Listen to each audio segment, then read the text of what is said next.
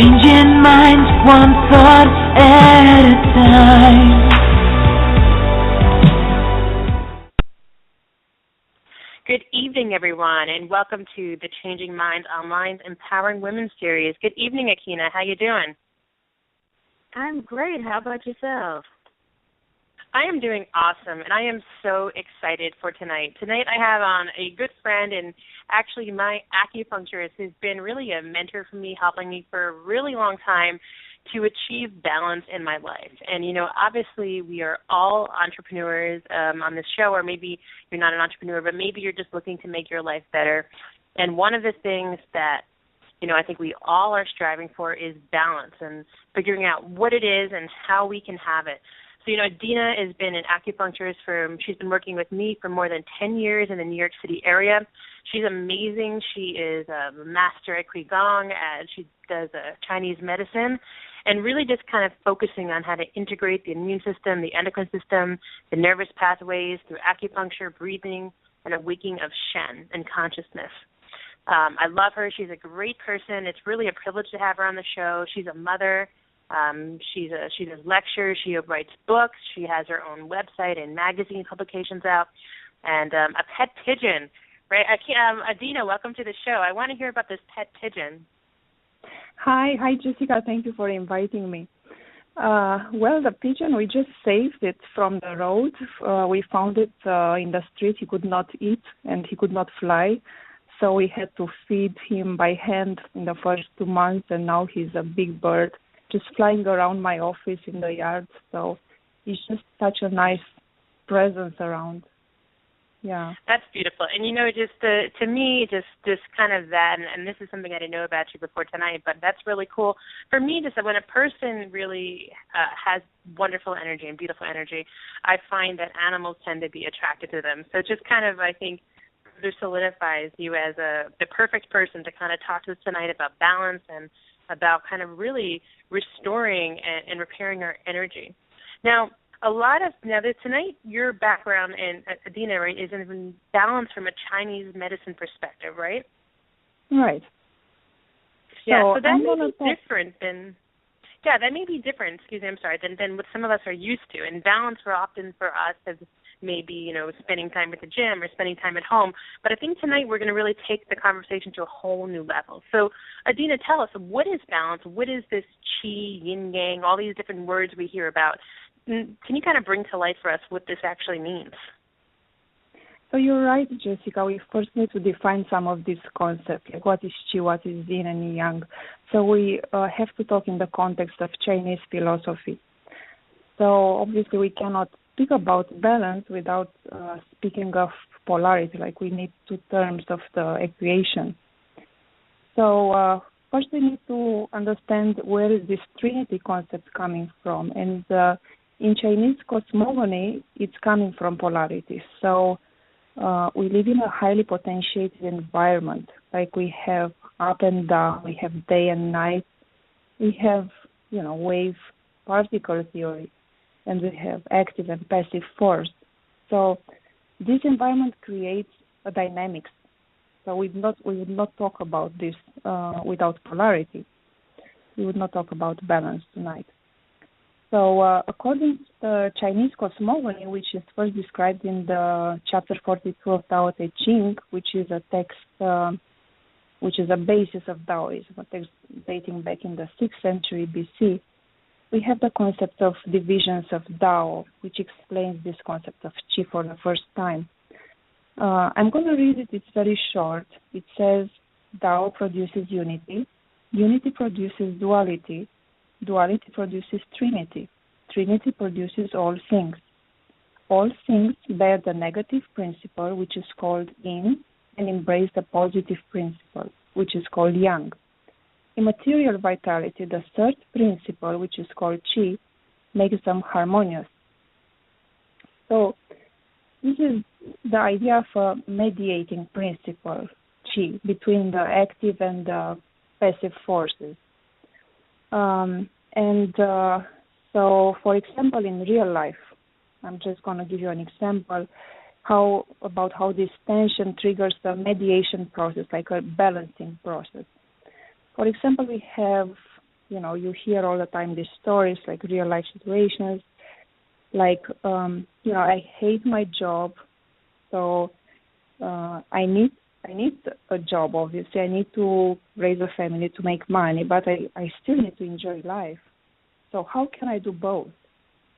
So how can I reconcile the both worlds?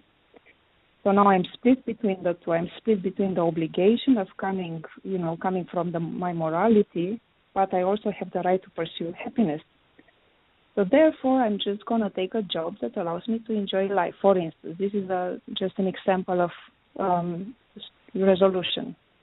Now, this is what I call horizontal negotiation. This is it's still on the horizontal plane. You don't look at the root of the problem.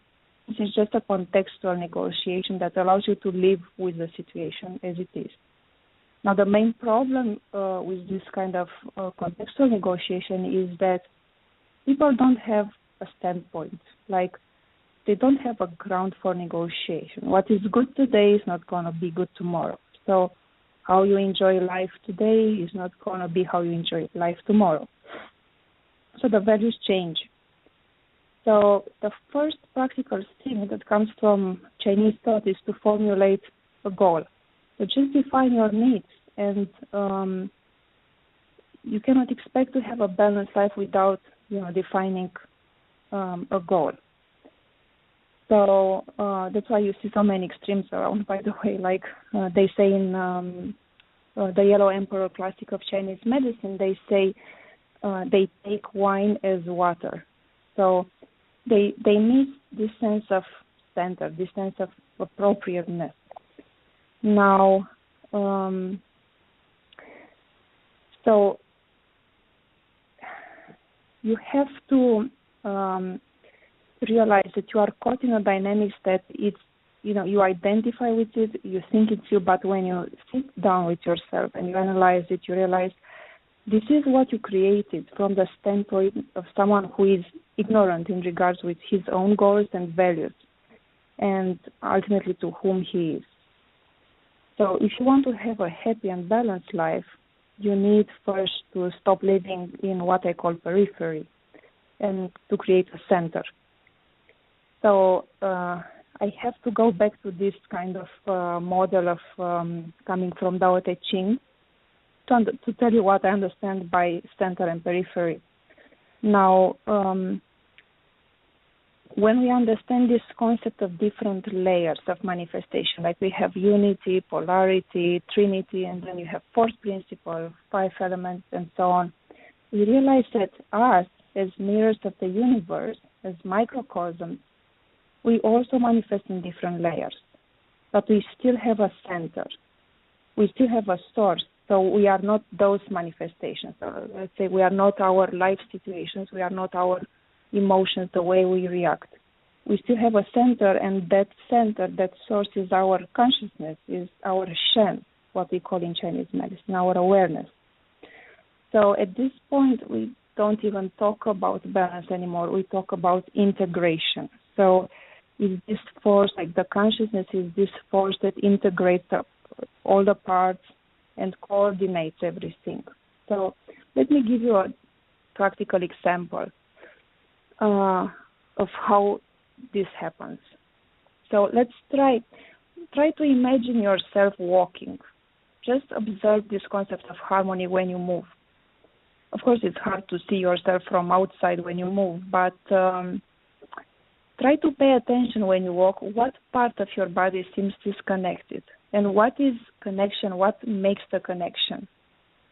You might have a posture problem. You might have a pain. It might be expressed somehow in the physical level. And then once you do that, try to walk as if all the parts of your body would be interconnected. So this in Tai Chi, by the way, is called the entire body moves as one. This is from a very Tai Chi text from the 12th century. So this only can happen when something called awareness is integrating intention and movement. So the mental part is integrated with the physical part. Also in this text it says the spirit should be condensed towards the center of your body. What does it mean that the spirit is condensed in the center? It means that when you move or act, you move. If you let your spirit extend outward, you get lost, so you disperse your energy. Rather, you need to focus your attention inward and recycle your energy. So you nourish that part that needs that resource does not have to escape. So this is just an example of the concept of balance, how to observe it in your life. Now, I also want to talk about don't forget, don't get lost. The first thing is just define your goals and do this within a time frame. So give yourself, let's say, 3 weeks. In 3 weeks, I mean, it never works if you don't give yourself a time frame. In 3 weeks, I'm gonna define what are my needs, what am I asking for, what are my values. So you know your standpoint. The second thing I want to talk about is that how to create a center actually in your life. And it's easy to say create a center. What it really means, in practical terms, it is like you wake up in the morning and you say to yourself, oh, gee, how nice a new day is starting, how exciting it's just I'm going to jump out of the bed and engage in this wonderful adventure. So if you are not creating this, you should be creating it right now for yourself. So just give yourself a time frame to create it. But it's hard to create a center because you are the product of a society that, unlike the ancient societies, like the Greek society, the ancient Greek society or the ancient Chinese society, is not really focused on development of the human being. So we are not really focused on how to improve, how to make better human beings. Unfortunately, we are, starting with the 18th century with the industrial revolution, the mass production. Our society is based on the perfection of technology. So we kind of lost our center as our traditional center as society. So that's why it's so difficult to define a center. If you look in schools, for instance, what we are concerned these days more is how to store more information, how to connect information, and how to perform better. But the school is not really focused on work upon yourself. Now, one way to develop this Shen, this consciousness, is just to keep a simple life. Like break your bread with your family, with your friends every day. Just try to keep it simple. And another very important concept when we talk about balance and integration is temperance. Plato was talking about this, and actually I'm gonna read you a small part of this Yellow Emperor's Classic of Internal Medicine. In the first book, in the second chapter, it talks about, it's called The Great Treatise on the Harmony of the Atmosphere of the Four Seasons with the Human Spirit. And it's just discussing, it's a list of instructions of how to live your life according with the season. So how to integrate in the bigger picture, because we are kind of disconnected with the bigger picture. It says the 3 months of fall. I'm going to read you about fall because it's the fall season now, so I'm not going to read you everything. But it says the 3 months of fall are called the period of tranquility of one's conduct. The atmosphere of heaven is quick and the atmosphere of the earth is clear. People should retire early at night and rise early in the morning with the crowing of the rooster. They should have their minds at peace in order to lessen the punishment of fall. Soul and spirit should be gathered together in order to make the breast of fall tranquil. And to keep their lungs pure, they should not give vent to their desires. All this is in harmony with the atmosphere of fall, And all this is the method for the protection of one's harvest.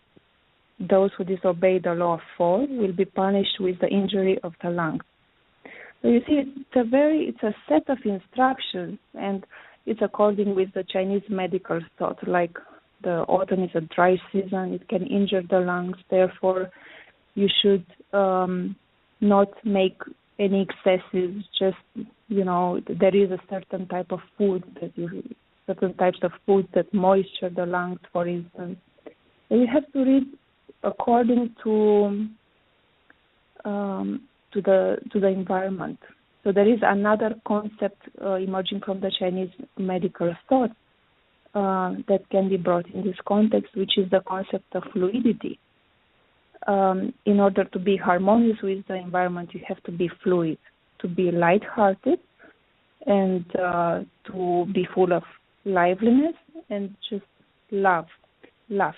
I mean, just laugh and have fun, because the disease is blockage. So once you remove the blockages, the qi, this integration principle starts to flow. So laughing, dancing, all this, just being silly, being silly in the what we call periphery, in the manifestation part, helps with this fluidity type of approach. Of course, be very serious in your center. When you create your center is a different story. But, just keep a simple life, define who you are, have temperance, be fluid, and I guess this is the main part of what it is. Jessica? Yeah, very good. Thank you, Adina. That's really very enlightening. And I love how you're really talking about the fact that in order to really be, centered and to be balanced, we need to go back to really focusing and having goals and having a defined purpose. And that really resonates with a lot of what Akina and I are often teaching on our show. Right, Akina? Yes. Yes, it is. Yeah, Akina is very big on finding your, really finding your purpose, and myself as well. I always remind people that when if you're working on a goal, you have to understand that it's a sacrifice, and you need to really make sure that the time that you're sacrificing to achieve something is worth your life, because essentially you're giving up part of your life, part of your time that you really can't get back. Now, Adina, yes. One of the things you said and one of the advice that you gave was that we should try to keep our lives simple. Now, right. I think in an ideal world, we would all love to, be able to wake up and everything would be simple. But I know for many people on the show, myself included, we're entrepreneurs, we're managing full-time jobs, running a business. Some people are, have a family. I'm at school full-time. So what would you say to the mother who's, working full-time, trying to do a business at night, has 2 or 3 kids? And that's really a lot of the women who are calling in our show. That's kind of what their life looks like. So if they're kind of listening tonight and saying, well, I would love to keep it simple, but I don't know how. I can't really keep it simple. What advice would you give them? Like, what techniques can they use? And yourself as well, Adina. I know you as well are working full-time, that you have 2 beautiful children. How do you keep your life, and what do you do when you find yourself out of balance and you just don't necessarily have the time, but you do want to really create balance? Yeah. Well, this seems like a typical New Yorker or just a typical, human being in the 21st century. So, of course, it is very hard, as you say, Jessica. But I will give you a very simple tip. It's a trick. So this is the purpose of meditation. This is the purpose of what we call vertical time. So there are these seconds, these, moments between, like, we live our lives from desire to action. So we want things, or we have things to be done. We have an agenda, and then we are doing them. So one simple trick is between action and desire. Just take a moment. Just take a pause. Don't act. Just breathe, just breathe between things. And this will help you to create what I call a vertical time. So just realize you are not a doing, and you are just identified. When you are under stress, you believe that you are that stressed, that you are those problems that need to be solved. When you just take a step back and you observe your rush, or you observe your feelings, let's say anxiety, whatever it is, you realize that you are not those, so you just take a break. Just take a break from your life. It can be just a split moment. It can be a second. You might open a book for, 10 minutes in the bus or in the subway.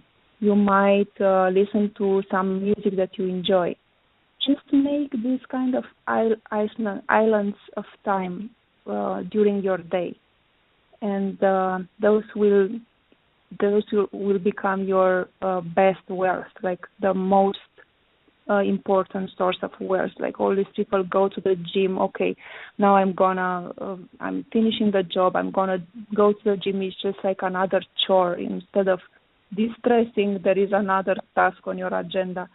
So instead of rushing from one task to another to accomplish one full agenda, just take these moments of being. This is what I call just a moment of being. For myself, because you asked me about myself, I'm opening a poetry book because I love poetry. And I'm just sitting there with a Rumi poem or whatever it is, and I just enjoy it. It's part of being alive and celebrating life. Yeah, that makes a lot of sense, Adina. Yeah, makes a lot of sense.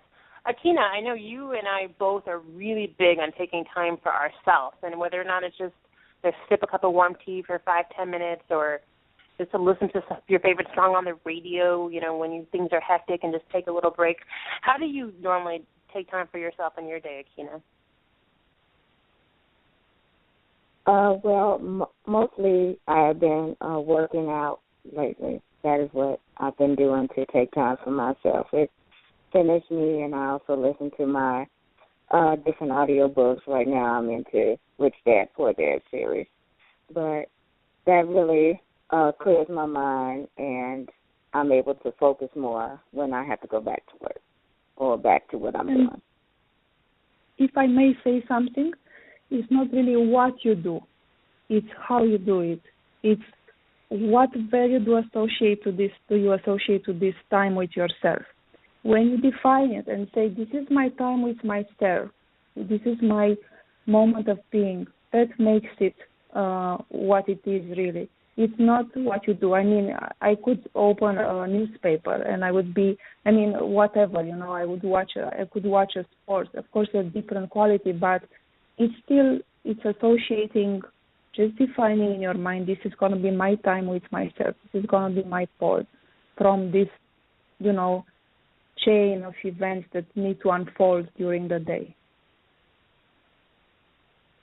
Yeah, that's really beautiful, Adina, and I really like how you said that it's not really what you're doing, it's how you're doing it. And every one of us has something different that interests us. I love nature, so for me, it is to go sit in the park, and there's times I will just literally lay in the grass. And Akina, I don't think you would be ever caught laying in grass, right, Akina? So no, that's not my thing. It's not about, like Adina said, it's not about what you do. It's about how you do it, and just really knowing there is no right answer. There's no wrong answer. There's no wrong way to take personal time. But it really is taking that time for yourself. Now, speaking of personal time, we have something very special that happened yesterday. It was Akina's birthday yesterday, so I just wanted to take time out of this call. Yes, and she didn't know I was going to shout her out, so I hope it's okay, Akina, that you're not shy. But I wanted to shout out that it was her birthday, and speaking of personal, I'm just so proud of you, Akina, of everything you accomplished this year, and I just have seen you. Akina and I have been doing this together now, this podcast series, since last April, and we have still not met in person. We're hoping to do that very soon in the next month or two. But, just working with you and growing with you has been just absolutely, unequivocally one of the just best experiences I've ever had in my entire life. And it's just a privilege and an honor to co-host this show with you. I love you. You've become like one of my best friends. You're like a sister to me. And I'm just so proud of everything you've accomplished this year. And I just wanted to publicize that and put that out there for everyone to hear, that I consider you one of my best friends, and it's just amazing to work with you. So happy birthday. And happy birthday. Thank you, Jessica and Adina. I appreciate you both. Well, yes, I and have thank an you, idea. Adina. Yes, Jessica, Adina. I have an idea. I don't know if you think it's appropriate or not, but I prepared a small poem from Rumi, so we can have a moment of being right now in the show, and I can dedicate it to Akina's birthday. Very good. I love it. And good. I am all about taking our moments for silence. So if you are, if it sits well with you, if you're listening to this live tonight and you're not driving your car or on a treadmill, let's just all get grounded, get focused, get centered, close your eyes, and let's hear this beautiful poem. Okay. So this is called The Search, and it's from Rumi's Matnavi. The Search.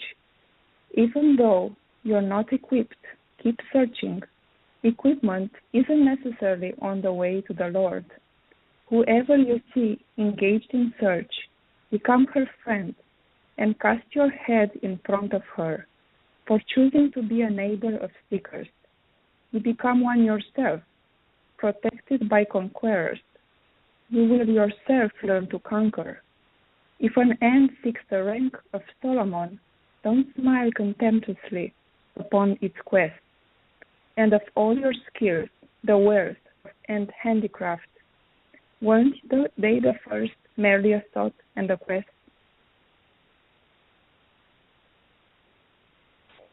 That's beautiful. Thank you, Adina.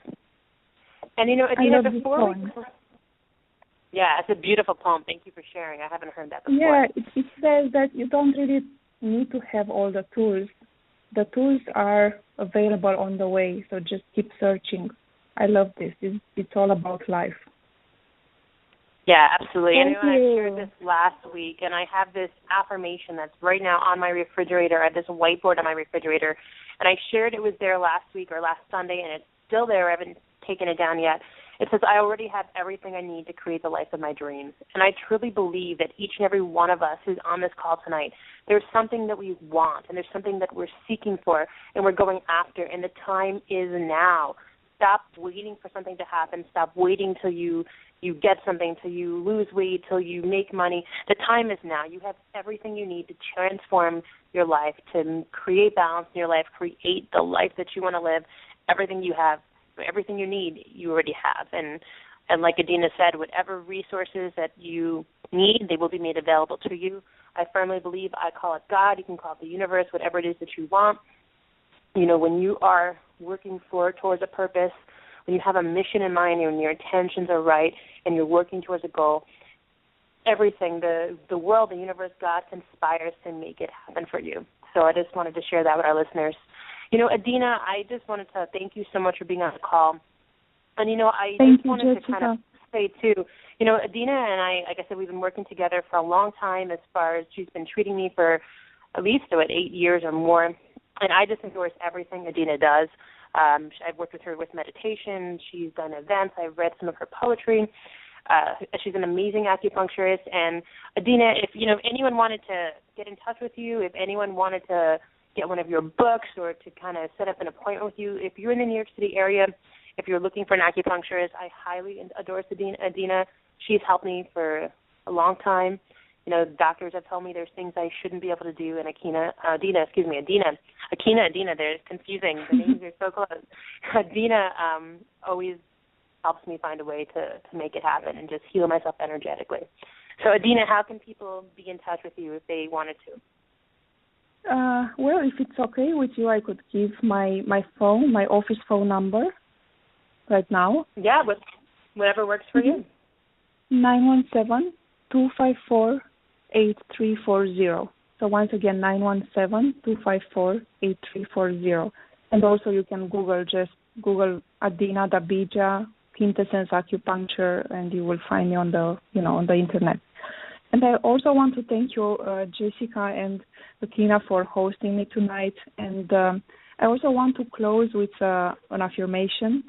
I just want to re-emphasize something I just said before, which is if you are not living the life that you want, start creating it right now. Thank you. That's beautiful. That's awesome. The time is now. It's a great way to end the call. Thank you so much, Adina, for joining us. Akina, happy birthday one last time. We love you guys. Thank you for calling in. God bless and have a great evening. Good night, everyone.